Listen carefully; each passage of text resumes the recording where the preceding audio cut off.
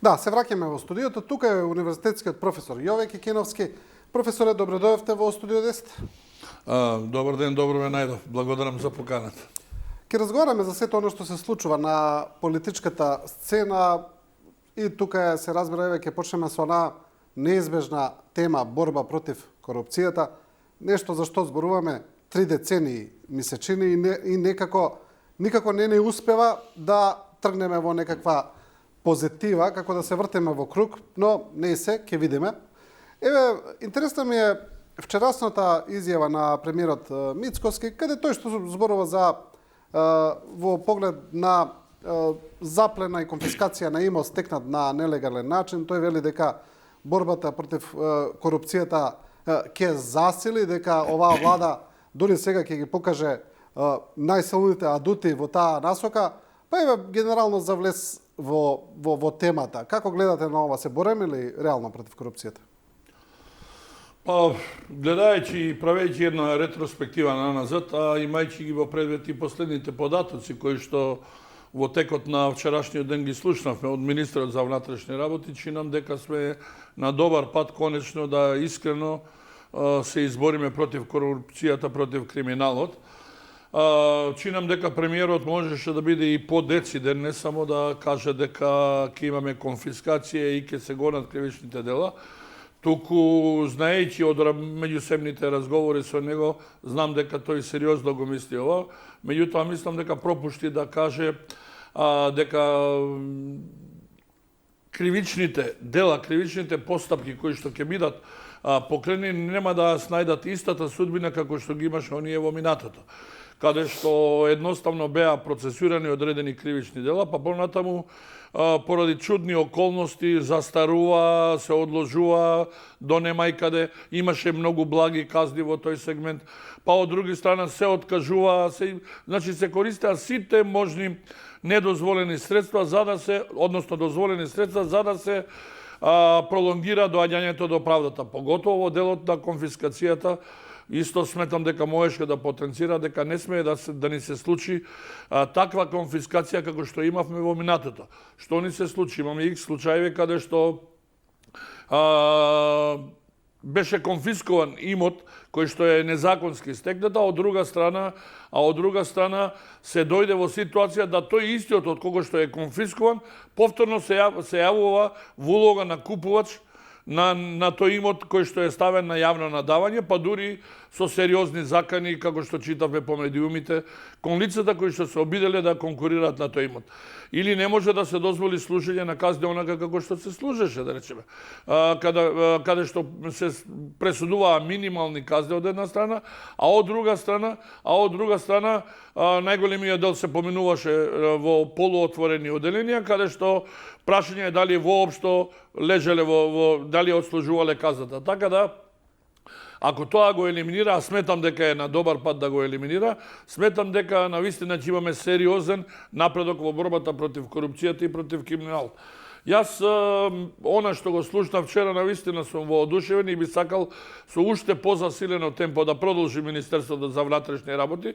Меѓутоа, тука мора да биде на потеки јавното обвинителство, кое што после сите овие промени во очекувањето на новиот јавен обвинител кој што се надевам ќе донесе една нова динамика, еден нов начин на работа, еден одговорен однос кон сето ова што ни се случува, бидејќи слушнавме дека драстична е разликата од 2020 до 2025 година во однос на бројот на кривични дела кои се процесуирани од страна на Министерството за внатрешни работи, бројот на извршители кои што се офатени со тие кривични дела и во однос на сторената штета кон буџетот. Значи, јас внимателно го следев вчера министерот за внатрешни работи. Тој од податоците што ги кажа, јасно може да се види дека во однос на 2023 година, кога Социјалдемократскиот сојуз беше на власт, имаме 125 кривични дела процесуирани, наспроти 2025 каде што имаме 290 кривични дела, што значи со односот е 1 према 2,5 пати. Понатаму во делот на сторители на кривични дела, офатени со кривичните пријави, имате 185 наспроти 678. Сооднос 1:4.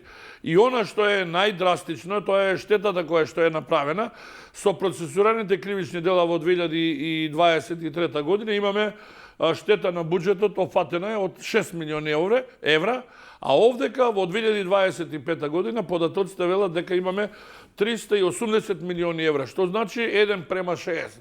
И тоа јасно укажува дека Министерството за внатрешни работи сериозно си ја врши својата работа. Добивме ветување дека со уште позасилено темпо ќе работи, па добивме некоја најава нели за нови некои 50 на сериозни кривични дејанија кои што се сторени во минатото, дека ќе бидат процесирани во наредните денови. И оттаму сето тоа влева доверба и јас сметам дека сме на добар пат. Останува само обвинителството да ги следи сите овие случувања и тоа поактивно да се вклучи во својот дел на гонење на кривичните дела. Да, тука има два моменти. Еден е за обвинителството, ќе го збориме, но пред тоа се оние фамозни измени на кривичниот законник, кои беа направени од минатата влада, особено во делот на застарувањето на делата кои се од службена должност, да. Голем дел пратеници кои што беа и високи функционери на таа позиција, буквално истовремено беа пратеници, се само амнестираа со гласањето за тие измени и дополни на кривичниот закон, кои што со право ги поништи Уставниот суд. И сега видовме дека има едно ново, слушнавме дека е тоа некое транзиционо решение, која што нели указот го потпиша веднаш председателката, да се надевам дека е тоа транзиционо решение, ќе трае кратко, бидејќи измените и дополните на кривичниот законник, односно новиот кривичен законник треба да дојде во најскоро време, во наредните 2 до 3 месеци. Тие се, да, тоа ми беше прашањето. Тие се веќе предадени во собранието на предлог на 9 пратеници од владеачкото мнозинство уште во декември, но некако некои експерти велат дека таа постапка треба да се направи многу порано, дека се на некој начин дека трае предолго, да не кажеме се одоговлекува. Да, јас имам чувство од оној момент кога на тоа дека тоа беше една од главните критики на ВМРО-ДПМН дека беше во опозиција.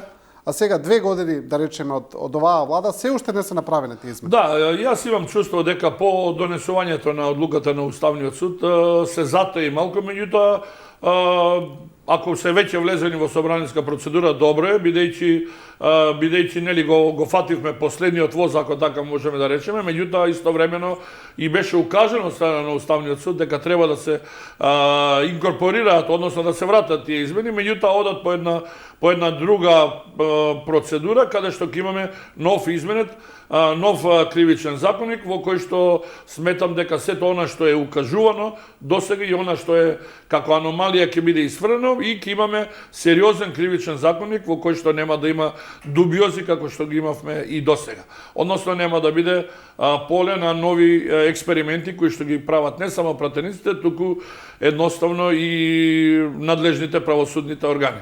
Да, сега кога зборуваме за изборот на нов обвинител, тука клучно прашање е сега како може обвинителството, фелата,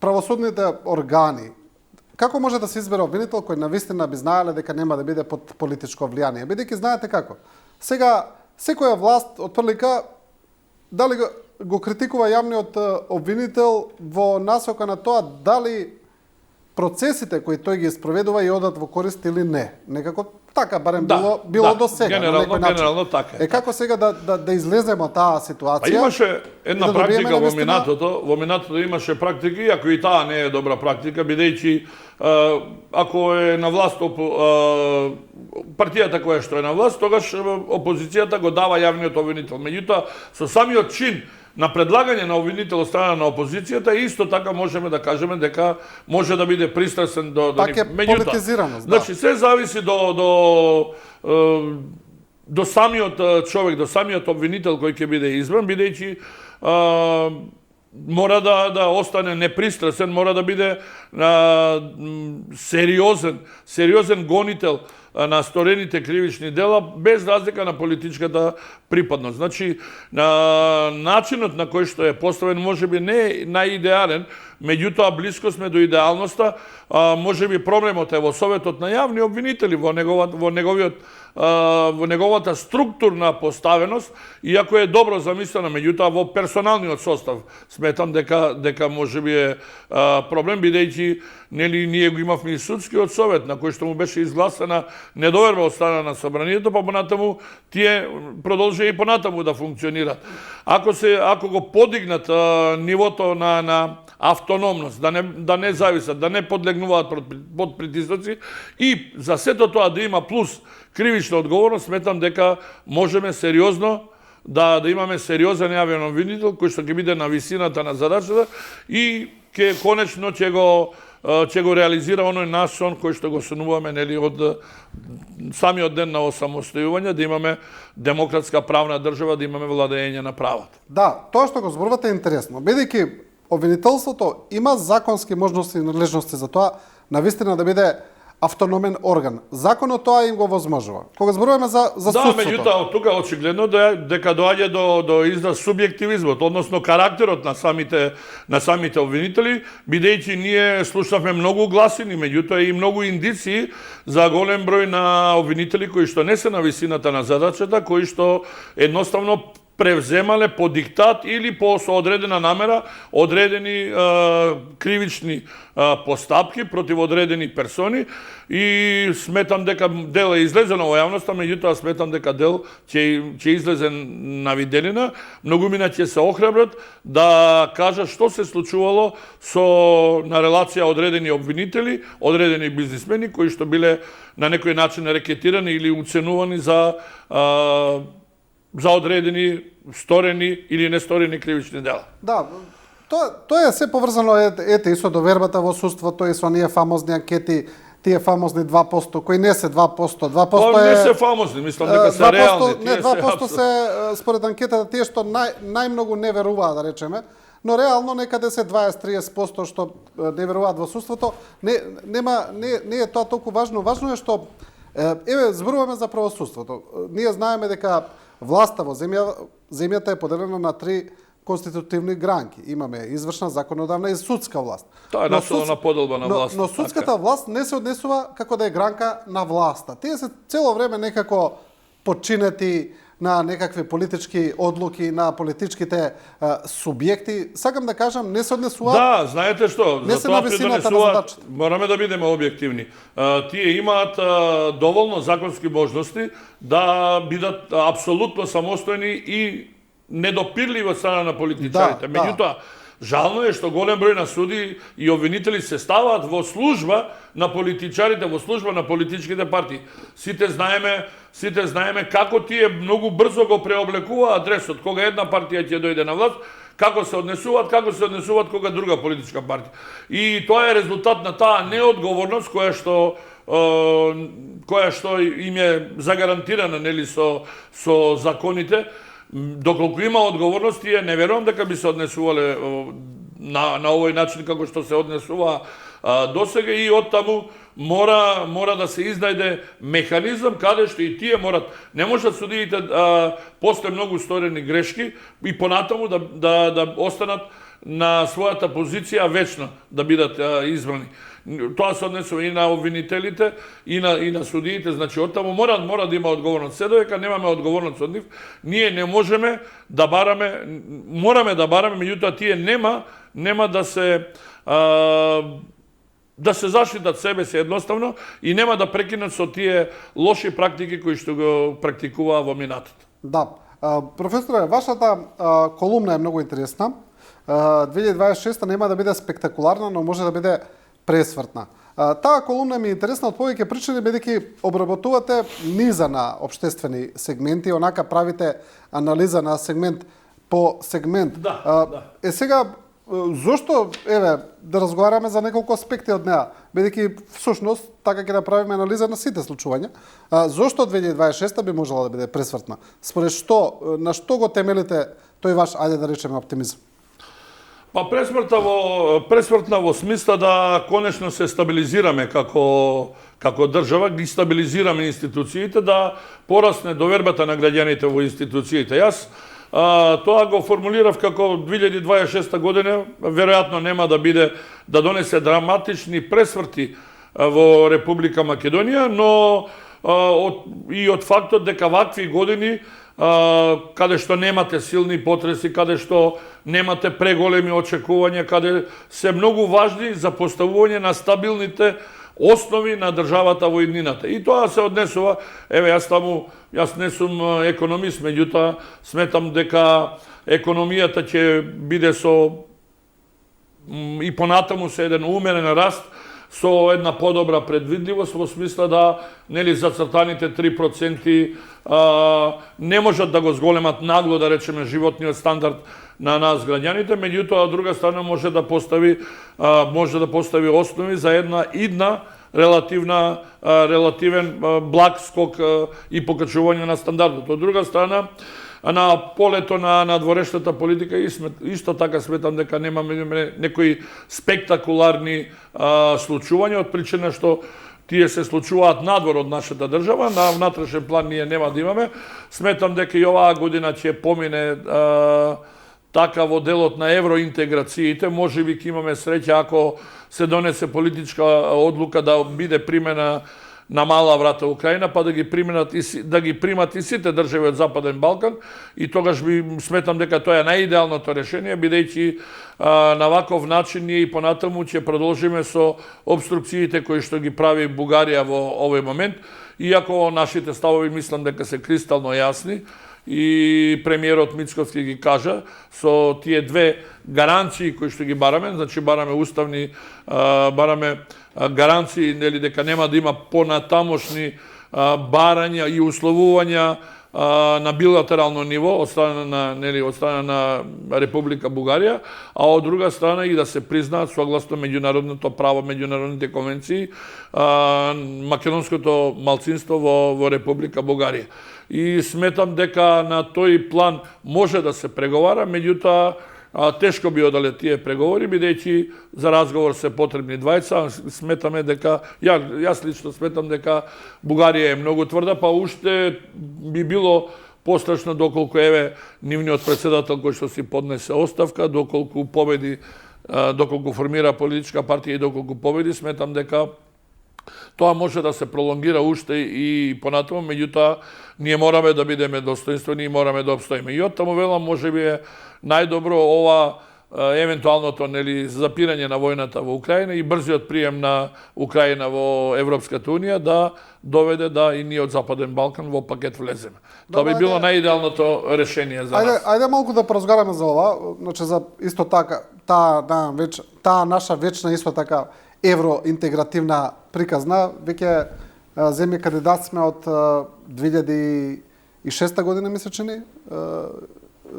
Не се сеќавам точно. Колку години се тоа, да? Многу години се. Да, ќе станеме како Турција, изгледа, рекордни... Иако бевме лидери од Балканот, пред Хрватска бевме, меѓутоа се случија многу работи. Рекорден број на години земје кандидат.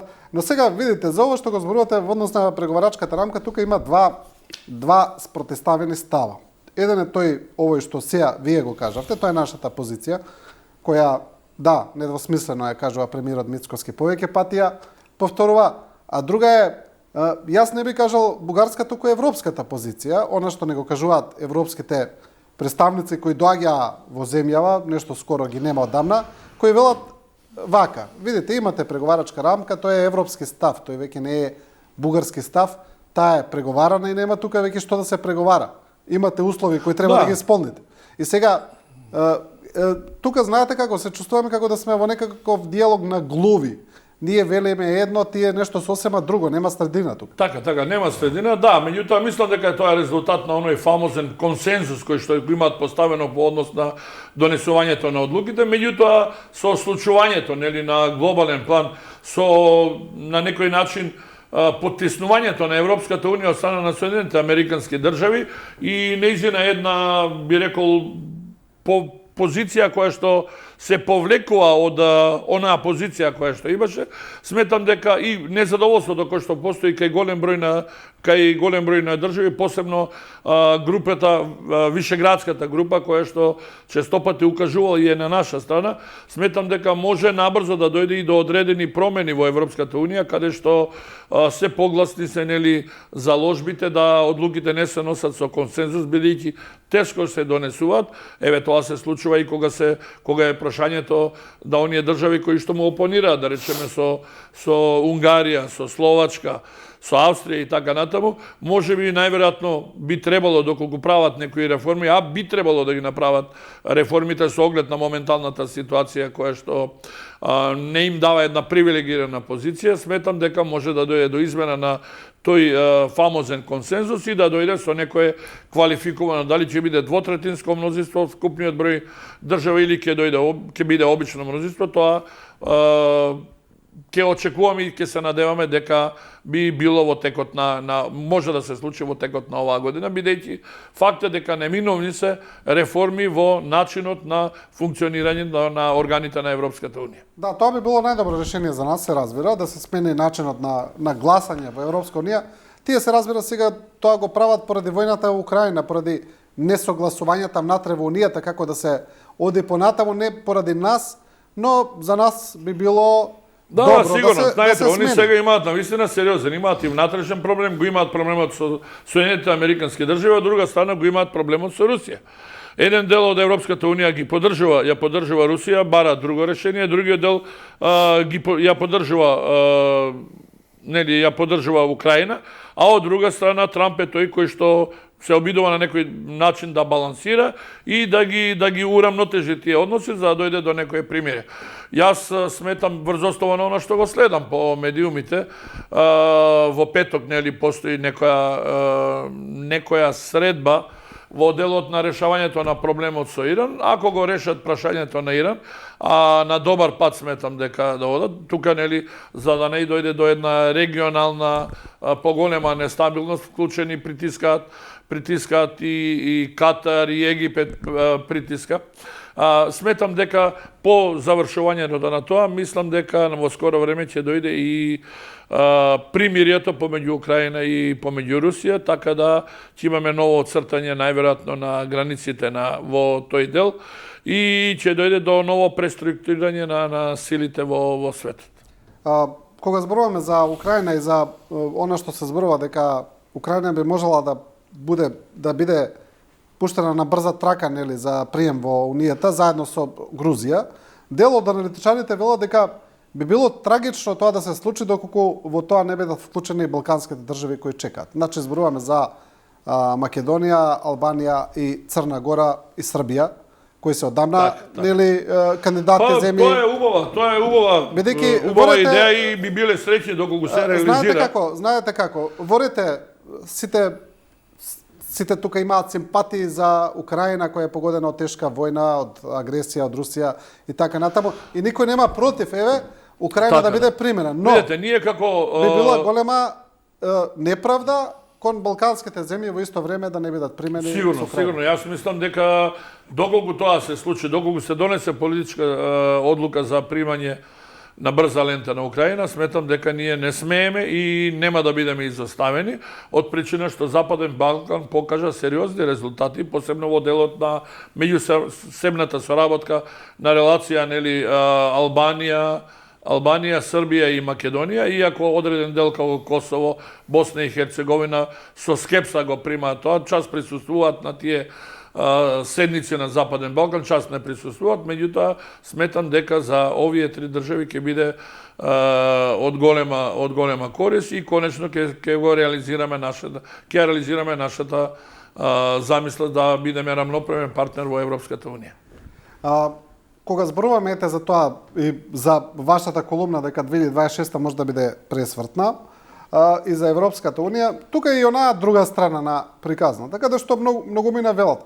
Добро, во ред, преговарачката рамка, преговори, сето тоа нек се тече, но зошто ние не ги направиме реформите во земјата кои се бараат од Европската унија, зошто не ги направиме сами? Кој нас не брани тоа да го направиме, да ги постигнеме европските стандарди, па ние утре да ја кажеме на унијата, видите, вие нас Па и во таа насока е самата колумна, дека ние треба да ги решаваме внатрешните проблеми и внатрешно да ги зајаскнуваме институциите. И оттаму сметам дека 2026 година, токму поради тоа што нема да има големи турбуленции. Меѓутоа тоа побарува еден друг услов, да бара конструктивна опозиција. Еве, например, сега јас не можам навистина да се изначудам, како тоа лидерот на социјалдемократите не присуствуваше на лидерската средба на кое што се бара да се укине техничката влада. Техничката влада го помина времето на кое што ги даде своите резултати, меѓутоа очигледно по тоа време таа станува кочница и за волја на вистината таа требаше многу одамна да се раскри. И наместо лидерот на социјалдемократ да дојде да разговара со сите други, да ги прифати овие. Впрочем, имаше и други некои предлози кои што се на добробит на сите, меѓу другото и изборниот законник. Од друга страна е добро што лидерите присутни на таа средба беа на некој начин либерални. Така да оставија простор да се предомисли лидерот на социјалдемократија да присуствува и оставија можност не од овие наредните, туку од понаредните избори да биде укината техничка влада. Меѓутоа, што побрзо се укине, подобро за сите нас, бидејќи проблемите кои што ги создаваше и хаосот кој што го создаваше таа техничка влада, сите ние знаеме оние дополнителни заменици министри, па едниот донел одлука, па другиот не присуствувал, па едниот потпишал, другиот не потпишал, сето тоа го успоруваше нашиот процес. Оттаму, значи, ние мораме да имаме конструктивна опозиција, да ги стабилизираме институциите. Еве, почнуваме со промени, со реформи во правосудството. Се надевам дека тие нема да траат многу долго и дека првите ефекти веќе ќе ги имаме веќе во овој дел од годината, нели во есенскиот дел од годината, после септември некаде, се надевам дека ќе имаме позитивни резултати.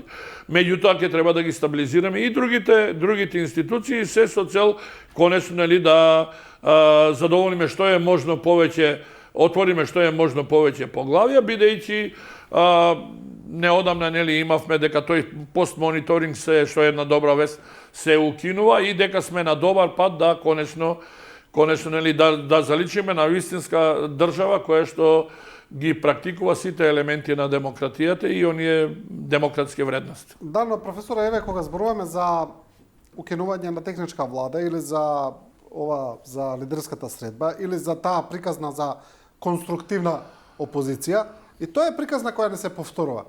Истите обвинувања беа и кога ВМРО ДПМН беше во опозиција од страна на СДСМ. Дека тие не се конструктивна опозиција, дека сите предлози ги блокираат, дека се адхок против се, и сега некако не се повторува повторно истото. Како да е, која партија во опозиција, како да нема друга стратегија за делување? Фактот е дека е така, меѓутоа ние мораме конечно да ставиме точка на сето тоа. Мораме да ставиме крај, да речеме, досега беше вака, од сега дајте мораме да мислиме повеќе за државата. Помалку да мислиме за нашите тесно партиски интереси и лични интереси, туку да мислиме за државата, да мислиме за граѓаните. Ако така се постават работите, верувајте дека многу брзо можеме да појдеме напред. Да, па тоа се во однос, тоа е исто прашањето на што исто така се врти цело време оддамна во поглед на градење на тие некои национални консензуси, на некакви национални црвени линии. Се обидуваше тоа да се направи во собранието, но и за тоа до сега не видовме по имаше една резолуција, се поднесе, но потоа и се испокараа повторно околу таа резолуција. Дали е така, дали се почитува или не, кој е лицемерен, кој е нелицемерен, а гледаме дека кај соседите, кога се работи за нивни национални интереси во поглед на Македонија, постигнуваат едногласност. Кај нас не може. Зошто е тоа така? Очигледно анимозитетот помеѓу лидерите на политичките партии, помеѓу раководството е голем. Од една страна, очигледно дека борбата за власт е доминантна и кај едните и кај другите, што побрзо да дојдат до власт и што повеќе да се задржат. Значи, очигледно дека се уште тој државен интерес е оставен понастрана наспроти тие партиски интереси. Кога би го завртеле нели наопаку, кога ги поставиле државните интереси, сметам дека можеме многу брзо да имаме позитивни резултати и јас се надевам дека веќе сме појдени на тој пат и дека набрзо ќе ги видиме тие први резултати. Сакам да бидам оптимист. Да, и сега тука ако се вратиме на таа дневна политика. Во контекст на тоа, тука и прашањето ќе имаме ли предвремени избори или не.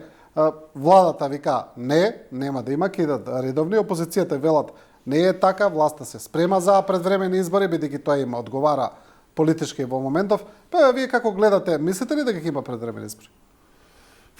Па јас навистина не можам во моментов да проценам, бидејќи еве слушаме лидерот на социјалдемократите вели нема да издржи до 2028 година оваа влада. Меѓутоа сметам дека доколку е во прашање партискиот интерес, личниот интерес, тогаш многу лесно може да се случат предвремени парламентарни избори, бидејќи социјалдемократите се обезглавени со сите овие случувања и повторно ќе бидат губитници. Меѓутоа, доколку надвладее државниот интерес, сметам дека нема потреба во овој момент на како што е да имаме или во блиско догледно време да имаме воредни парламентарни избори, бидејќи треба да бидат приоритет стабилизирање на институциите, довршување на овие реформи, едноставно заокружување на еден стабилен систем кој што го јас протежирам во таа колумна и оттаму мислам дека нема да има за брзо време, односно нема да има предвремени парламентарни избори. Па да, ако ги погледнеме и анкетите, ако се направи една вака куса анализа, владачката ВМРО-ДПМН се уште доста убедливо води во поглед на СДСМ и прашање еве и доколку се случат превремени избори, повеќе од известно е дека ќе победи. Можеби резултатот би бил малку поинаков, но сепак разликата би била огромна. Повторно огромна. Не верувам дека и за 2 години дека можеби СДСМ би можело да ја стигне предноста на ВМРО-ДПМН, доколку воопшто ја стигне некогаш, нели? Така да навистина е прашање што би добила владачката партија сега со предвремени избори. Да, би добила нови 4 години, но тие многу е веројатно дека би победили на следните редовни избори. Така да од таму јас реков дека приоритет мора да биде стабилизирање на институциите, довршување на сите овие отпочнати реформи кои што ги зацртување на оној план кој што го и онаа програма која што нели ја промовира пред граѓаните. И оттаму сметам дека тоа е поголема корист отколку да одредена политичка партија. Подобро да имаме прогрес на државата, отколку да имаме една политичка партија само да си го продолжи мандатот за 2 или 3 години плюс. И оттаму сметам дека во ВМРО-ДПМН свесно размислуваат во тој сегмент, дека мора да биде приоритетен државниот, националниот интерес, интересот на граѓаните, да се подигне животниот стандард, па понатаму можеме да говориме за воредни парламентарни избори. Впрочем, и парламентарните избори се само до осиромашување на и онака буџетот кој што тешко го полниме, бидејќи се работи за сериозни милиони кои што одат нели буквално на тие избори. Да, добро. Еве сега пред самиот крај малку да остана уште да поразговараме за оно што го најавивме, тоа се меѓународните случувања. Сега е најактуелна кризата околу Иран или прашањето дали ќе има американска интервенција или не. Исто така тука се преговорите околу војната во Украина кои се водат на високо ниво, ќе видиме таму што ќе има. Пред да продолжиме, сакам да ја прашам вака во однос на политиката на американскиот претседател Трамп. За многумина чудна, неконвенционална во секој поглед, тоа може да се каже, можеме да видиме и од начинот на делување, на изјавите. Значи, Трамп влезе и во конфликт и со своите сојузници и со своите непријатели. Значи, ако зборуваме за сојузниците тука Европа, европските земји, прашањето околу Гренланд, од друга страна превзема еден прилично радикален чекор со интервенција во Венецуела, каде што во Венецуела де факто го смени претседателот и на некој начин ја стави земјата под американска контрола. Значи, неконвенционален начин на делување, но се чини дека некаков правец има таа политика. Не знам како гледате ви. Па очигледно дека правецот е реализација на неговата идеја повторно да направиме Америка голема. Сите негови потези кои што еве ги слушаме дека од ден на ден се менуваат, денеска едно ќе каже, другиот ден веќе го повлекува или го заострува нели својот став. Меѓутоа факт е дека оди во насока да тој повторно ја врати Америка на своите поранешни позиции кои што ги имате. Гледаме тоа што се случува со покачувањето нели на царините, од друга страна па тоа нели на некој начин му вродува со плод на самиот претседател, бидејќи неодамна нели потпиша некој договор. Индија потпиша договори со Европа, меѓутоа и со договори со американскиот претседател нели околу намалување на царините за индиските производи, а од друга страна се обврза индискиот претседател, односно премиер да купи во вредност од 500 милиарди производи од Соединетите американски држави. Од друга страна, Гренланд останува од се уште отворено прашање. Сметам дека тоа ќе биде решено, меѓутоа ќе биде решено по каде што сите ќе бидат задоволни, по дипломатски по пат на преговори, каде што на некој начин Данска ќе биде задоволена. Не верувам дека ќе има вооружен судир, ќе биде задоволена во смисла да не биде губитник, а од друга страна американците да си ја реализираат својата идеја за да можат тие велат за да го користат тој простор како одбрана од евентуалните напади од Русија и Кина.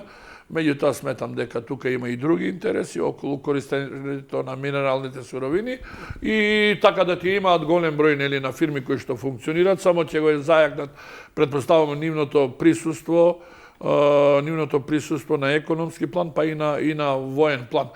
Во однос на Европската унија видовме дека таа некако се повлече во сите овие би рекол топло-ладни односи кои што ги има со американскиот претседател и можеби нината ќе ја бараат во зајакнување на воената моќ на Европската унија, иако и тоа сметам дека не е една реална опција и тука ќе има голем број на несогласувања.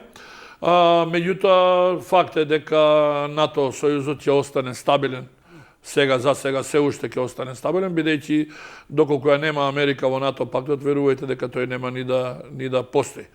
Во однос на... Да, но тука сакам да кажам, тука е опасноста за Македонија, бидејќи знаеме како ние влеговме во НАТО со тешки договори и одстапки, само за да влеземе во тој сојуз и некако да ја осигураме сопствената стабилност, но доколку НАТО еве да речеме, не се распадне, туку не продолжи да функционира со Америка натре, тогаш се доведува во прашање нашата стабилност. Мислам дека ќе продолжи да функционира. Добри се релациите помеѓу генералниот секретар на НАТО и претседателот Трамп. Видовте како тие на еден елегантен начин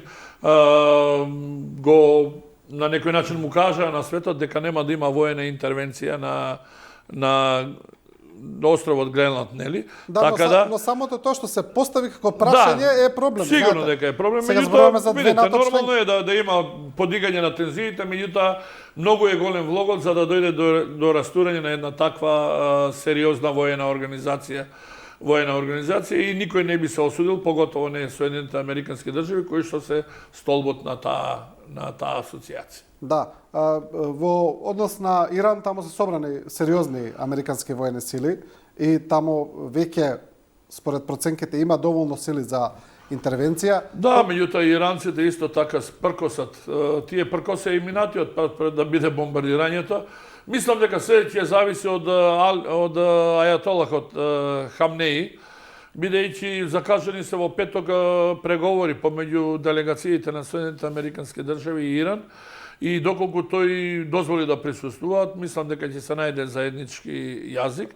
Доколку Хамнеи, онака како што е, нели, дава ратоборни воинствени изјави дека тие се спремни да ги дочекат, тогаш би било погубно, ќе дојде до навистина еден поголем регионален судир, а ниту една држава во тој регион не би сакала да дојде до проширување на тој конфликт.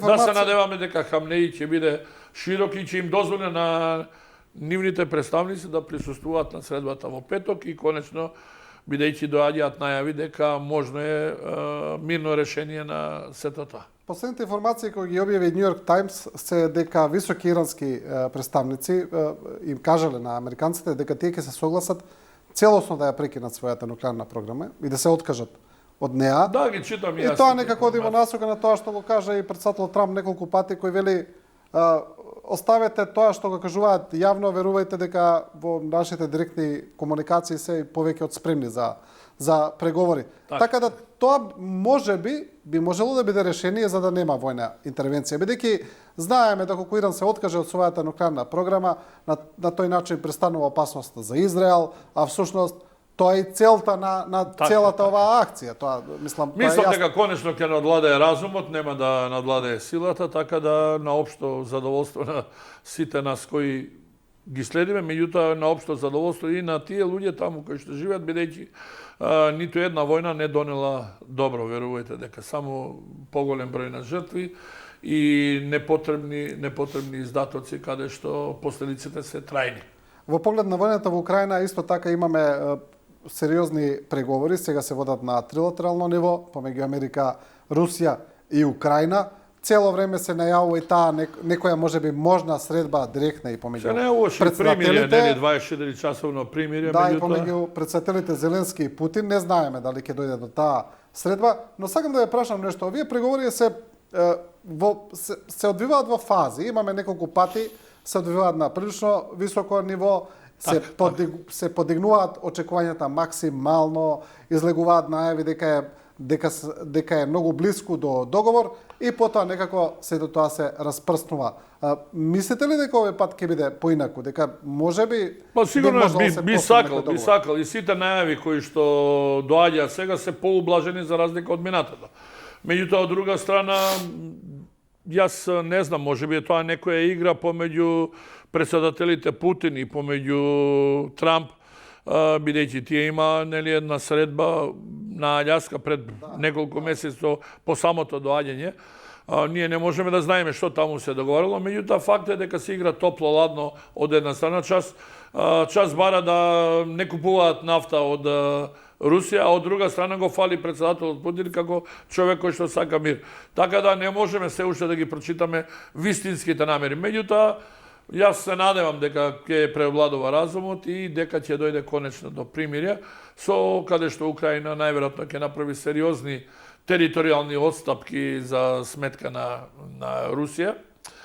И едноставно како би можело понатаму и Европската Унија понатаму да... тоа е од оно што го гледаме од јавните изјави, барем тоа е главен камен на сопнување да се постигне конечен договор. Имено Русија инсистира да ја земе областа Донбас, а Украина инсистира дека нема тоа да го направи. И се чини дека уште тоа остана. Па така, од она што го читаме, сметам дека тоа остана, меѓутоа, еве да причекаме уште за некој ден, да се надеваме дека конечно. Да се надеваме, да. За жал, веќе четврта година таа војна трае. Многу човечки животи се изгубени. Професоре, ви благодарам за ова гостување. Ви благодарам на поканата. Ова беше професорот Јове Кекеновски и со тоа го завршуваме првиот дел на емисијата. Останете со нас, следува Владимир Бошњаковски, адвокат, ќе зборуваме најмногу за правосудниот систем. Се враќаме за кратко, веднаш после рекламите.